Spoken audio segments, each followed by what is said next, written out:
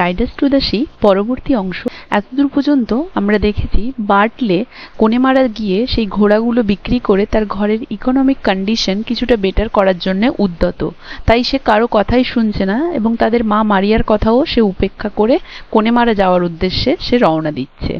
বার্টলে two Nora, Bartley নোরাকে বলছে is she coming to the pier. দেখো তো, সি বলতে এখানে বোটের কথা বলা হয়েছে, যে বোটটা পায়ার মানে ওই জেটির কাছ পর্যন্ত এসে পৌঁছেছে কিনা। নোরা লুকিং আউট, নোরা বাইরের দিকে একবার তাকিয়ে কি বলছে, she is passing the green head and letting fall her sails. হ্যাঁ, ওই গ্রিন হেডের কাছে জাহাজটি পাস করছে and letting fall her sails, এবং তার ওই যে পালগুলোকে নামিয়ে রাখছে, মানে বোটটা গ্রিন হেডকে পাস করছে এবং শীঘ্রই জেটির কাছে এসে পৌঁছবে। Bartley getting his purse and tobacco, Bartley তখন রেডি হয়ে যাচ্ছে, তার পার্সটা নিয়ে নিয়েছে এবং টোব্যাকোটা নিয়ে নিচ্ছে। I will have half an hour to go down and you will see me come again in 2 days or in 3 days or maybe in 4 days if the wind is bad.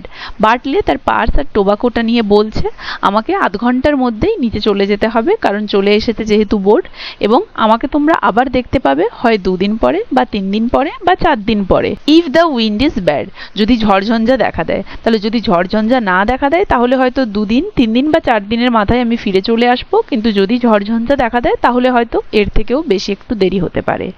Maurya turning round to the fire and putting her shawl over her head, Maurya তাদের মা কি করছে, turning round to the fire, সেই আগুনের দিকে turn করে ঘুরে বসে, and putting her shawl over her head, তার গায়ে যে শালটা ছিল সেটা তার মাথায় জড়িয়ে নিচ্ছে।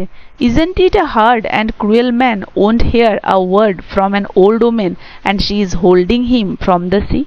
তাহলে কি বলছে মা মারিয়া, isn't it hard, এটা কি হার্ড বা ডিফিকাল্ট নয়, and cruel man won't hear a word from an old woman, যে এরকম এক ধরনের নিষ্ঠুর মানুষ যে কিনা একটা বৃদ্ধ মহিলার কথাই শুনছে না, কর্ণপাত করছে না, and she is holding him from the sea, যে কিনা তাকে সমুদ্রে যেতে বারণ করছে। মানে এখানে তিনি ছেলে বার্টলের কথা বলছেন, যে বলছে এটা কি খুব ডিফিকাল্ট নয় যে একজন বৃদ্ধ মহিলা বারবার করে একজন মানুষকে বলছে সিতে যেতে না, তবু সেই নিষ্ঠুর মানুষটা তার কথার কোনো গুরুত্ব না দিয়ে বা তার কথায় কর্ণপাত না করে সে সেই কাজটাই করতে উদ্যত হচ্ছে। এটা কি ডিফিকাল্ট নয়, এটা কি হার্ড নয়? Cathleen it is the life of a young man to be going on the sea, and who would listen to an old woman with one thing and she saying it over? তো তখন Cathleen বলছে it is the life of a young man, এটাই তো বাড়ির যুবকদের কাজ, to be going on the sea, সমুদ্রে যাওয়া, কারণ ঘরের সমস্ত কিছুর দেখাশোনার যদি দায়িত্ব তার উপরে থাকে, জীবন জীবিকা নির্বাহ করার দায়িত্ব যদি তার উপরে থাকে, তাকে তো সমুদ্রে পাড়ি দিতেই হবে। And who would listen to an old man, আর কে এমন একজন বৃদ্ধ মহিলার কথা শুনবে, with one thing and she saying it over, যে কিনা বারবার একটাই কথা বলে চলেছে এবং বলেই চলেছে। বার্টলে টেকিং দ্য হল্টার, বার্টলে দড়িটি নিল। I must go now quickly, আমাকে অবশ্যই এক্ষুনি তাড়াতাড়ি চলে যেতে হবে বা বেরিয়ে যেতে হবে।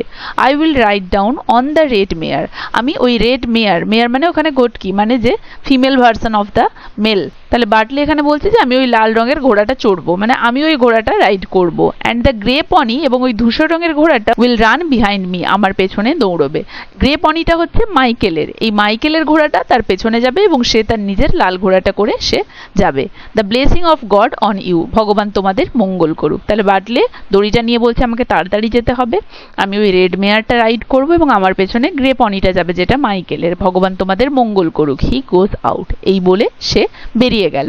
Maurya crying out as he is in the door, তাদের মা মারিয়া কাঁদতে শুরু করলো যেই না বার্টলে বেরিয়ে গেল। হি ইজ গন নাও, সে চলে গেছে এখন। গড স্পেয়ার আস, ভগবান আমাদেরকে দেখুক। And we will not see him again, আমরা আর তাকে কোনোদিনও দেখতে পাবো না।